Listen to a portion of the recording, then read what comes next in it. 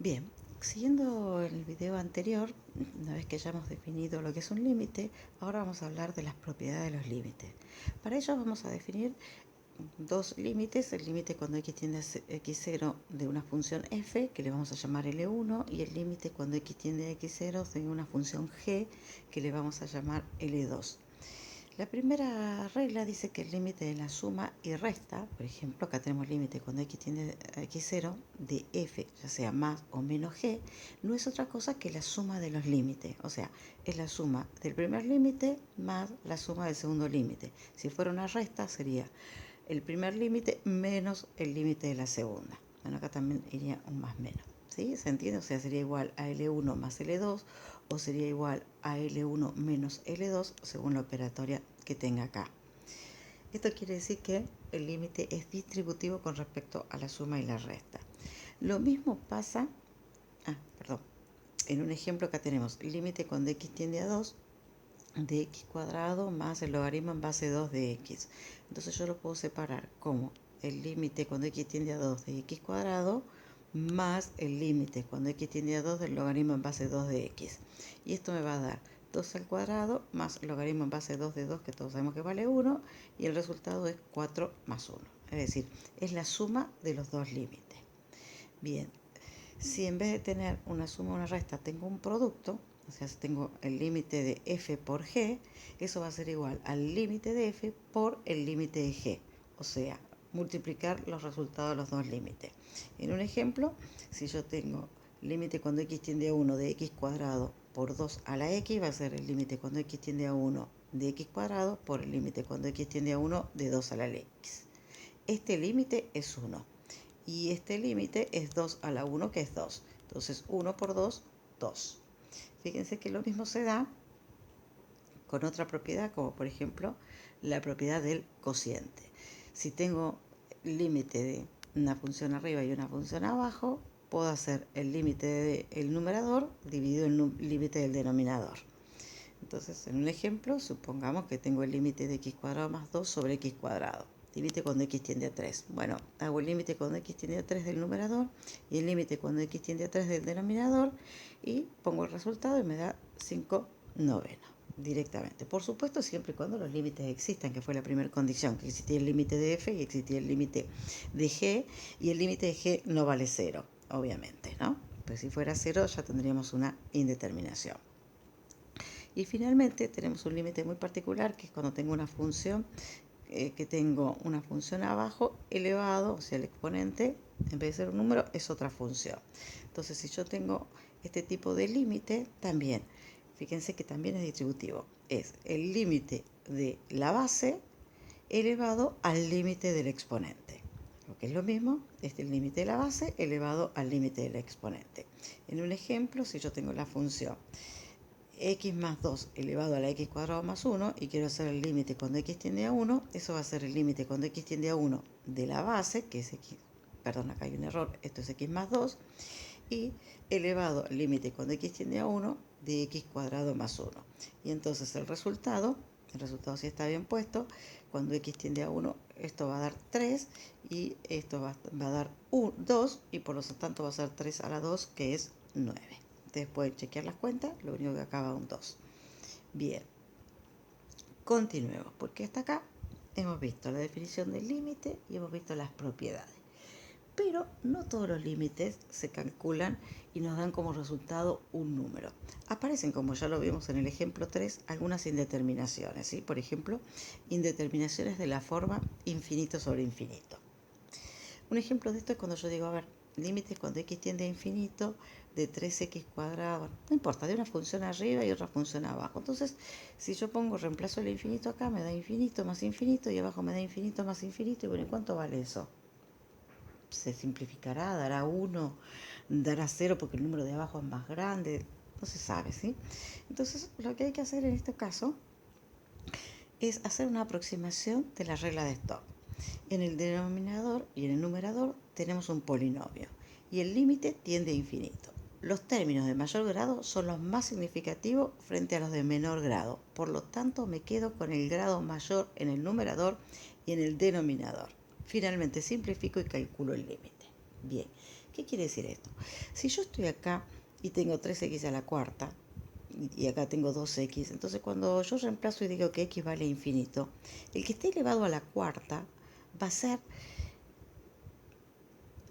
tomen con un número fácil, tomen con un número 10. Este va a ser 10 a la cuarta y este es 10. Fíjense que este es 3 órdenes de magnitud mayor que este. Por lo tanto, el término de mayor grado va a ser un término mucho más importante frente al segundo término. Y lo mismo va a pasar en el denominador. Este término es mucho más importante frente al segundo término. Es decir, el término de mayor grado es el de más infinito que tengo frente a los otros. Entonces, una forma de simplificar esta cuenta y llegar al resultado es decir, bueno, me quedo con el término de mayor grado tanto en el numerador como en el denominador porque sé que es el más importante cuando vaya a hacer las cuentas, es el más grande frente a los otros. Entonces, si yo hago eso, fíjense, tengo el límite cuando x tiende a infinito de esta función y lo que voy a hacer es quedarme arriba con el 3x cuarta y abajo con el 2x cuarta. Entonces, el resultado va a ser que tengo el límite cuando x tiende a infinito de 3x cuarta sobre 2x cuarta, porque los otros dos son despreciables frente a este término, pero cuando estoy acá yo puedo simplificar las x cuarta. Y si yo simplifico las x cuarta, el resultado es 3 medios. Quiere decir que el límite cuando x tiende a infinito de toda esta función es 3 medios. Después vamos a ver exactamente qué significa ese resultado de 3 medios. Veamos otro ejemplo. Supongamos que tengo el límite cuando x tiende a infinito de este polinomio que está arriba y este que está abajo. En este grado observemos que el grado del denominador es mayor que el del numerador. Ya vamos a ver qué pasa con eso. Bueno, pero según dijimos acá, aplicando esta aproximación, lo que yo tengo que hacer es quedarme con este término, con el x cubo arriba y con el x cuarto abajo. Entonces me voy a quedar y me va a quedar límite de x cubo arriba sobre x cuarta abajo. Voy a simplificar, ¿sí? El x cubo con el x cuarta y me va a quedar una x abajo, ¿verdad? Entonces me va a quedar 2 sobre una x. Acá no se ve, pero básicamente yo simplifiqué y me quedó una x. Entonces, cuando x tiende a infinito, me va a quedar 2 sobre infinito. Entonces, 2 sobre infinito, eso es igual a 0, porque ya hemos dicho que 2 dividido un número muy grande es igual a 0. Es importante que nosotros acá estamos hablando de límite, por eso podemos escribir que 2 sobre infinito es 0. Si no estuviéramos hablando de límites, 2 sobre infinito sería una indeterminación. Pero cuando hablamos de límite, hablamos de la tendencia a la que tiende la función, ¿sí? Bien. Entonces, fíjense, en este caso, cuando el grado del denominador es mayor que el del numerador, me dio como resultado 0. Y vamos a tomar otro ejemplo, ¿sí? Que es al revés, cuando el grado del numerador es mayor que el grado del denominador. Entonces, de nuevo vamos a hacer lo mismo, me voy a quedar con el de mayor grado acá, el de mayor grado acá, y entonces me va a quedar el límite de 3x cuarta sobre 3x cuadrado. De nuevo voy a simplificar y ahora me va a quedar una x arriba, ¿sí? Y entonces, cuando yo reemplace el límite cuando x tiende a infinito, ¿qué va a pasar? Ah, ahí se lo puse. Cuando me va a quedar 3 por infinito, que es infinito. O sea que en este caso, la función no tiene límite, ¿sí? Lo tiene en este y lo tiene en este. ¿Qué características tienen estos dos límites? Que el grado del polinomio de arriba o es igual o es menor que el de abajo. Pero si el grado del polinomio numerador es mayor que el del denominador, no va a haber límite, ¿sí? No existe el límite. Vamos a poner así, quiere decir que no existe el límite. Bien, este es un tipo de indeterminación, que es la indeterminación infinito sobre infinito, porque hasta que no lo resolvemos, fíjense que los resultados posibles son, este cociente puede ser 0 o puede ser infinito. Siempre va a depender de qué sea más importante, si el infinito de arriba o el infinito de abajo, o si los dos infinitos son del mismo orden. ¿Se entiende?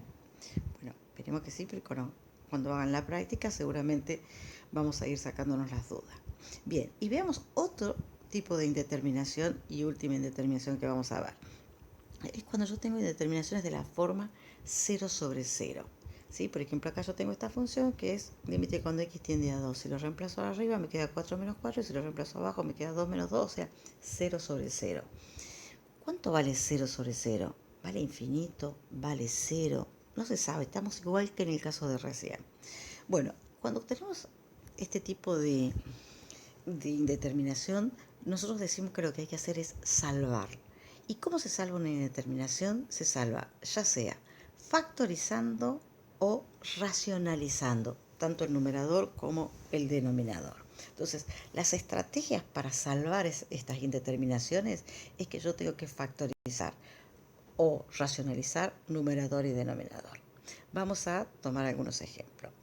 Tenemos este ejemplo que acabamos de ver y me da 0 sobre 0. Entonces lo que hay que hacer es salvar. Para salvar yo voy a factorizar el numerador, o sea, x cuadrado menos 4, que yo sé que es una diferencia de cuadrado.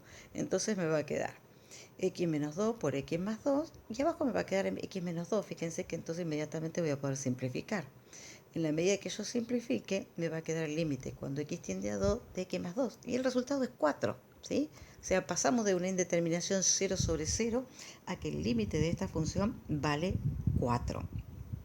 ¿Cómo lo logramos? A través de haber factorizado y haber simplificado, porque el objetivo, cuando yo digo salvar, es poder simplificar para que desaparezca la indeterminación. Veamos otro ejemplo. Tenemos acá límite cuando x tiende a 1 de la raíz de x menos 1 sobre x menos 1. Si yo reemplazo en 1, de nuevo me va a quedar 0 sobre 0. Si tengo 0 sobre 0, hay que salvar la indeterminación. ¿Cómo la voy a salvar en este caso? Acá lo que yo tengo es una raíz, por lo tanto voy a racionalizar. Recuerden que para racionalizar multiplicamos por el conjugado. Si 7 tiene un menos, vamos a multiplicar por el más para que me quede arriba una diferencia de cuadrado. Si me queda arriba una diferencia de cuadrado, va a ser el primero al cuadrado menos el segundo al cuadrado. Es decir, me va a quedar x menos 1. Y abajo me va a quedar x menos 1 por la raíz de x más 1. Pero fíjense que ahora ya está, porque yo ya puedo simplificar ese x menos 1, que es el que me está produciendo la indeterminación. Entonces, cuando yo lo simplifico, lo que me quedó es el límite cuando x tiende a 1 de 1 sobre la raíz de x más 1. Y eso ya no es una indeterminación. Si yo lo reemplazo, me va a dar raíz de 1 que es 1 más 1 que es 2, y entonces me da un medio. Fíjense cómo esta indeterminación se vuelve a salvar y el resultado me da un medio. En este caso, ¿qué apliqué? Racionalización. Y vamos a tomar un último ejemplo, ¿sí?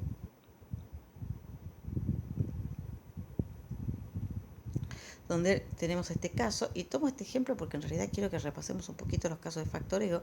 Fíjense que x cubo menos 27 es el caso de factoreo que hicimos el año pasado, donde yo les decía que teníamos una raíz que era 3, porque si yo reemplazo el 3 acá me va a dar 27 menos 27, que es 0, y abajo también tengo una raíz que es 3, entonces arriba lo que tengo que aplicar es Ruffini, si se acuerdan, ¿sí? Y entonces vamos a aplicar Ruffini, y entonces me va a quedar, de este caso, x menos 3 por x cuadrado más 3x más 3, y abajo tengo una diferencia de cuadrado, y entonces, obviamente, rápidamente voy a poder simplificar ese x menos 3, que es el que me está produciendo la indeterminación, y el resultado ya desapareció la indeterminación, y entonces si yo reemplazo, el resultado es menos 27 sexto.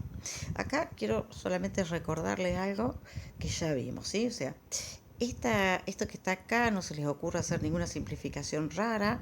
Es el caso ese de Ruffini, donde yo tengo que poner los coeficientes 1, 0, 0 y menos 27. Poner que la raíz es 3, ¿sí? Y entonces me va a quedar 1, 3, 3, 3 por 3, 9, 9, 9 por 3, 27, 27, 0. Entonces los coeficientes que tenemos acá es 1x cuadrado, 3x y más 9. Todo multiplicado por x menos la raíz, ¿sí?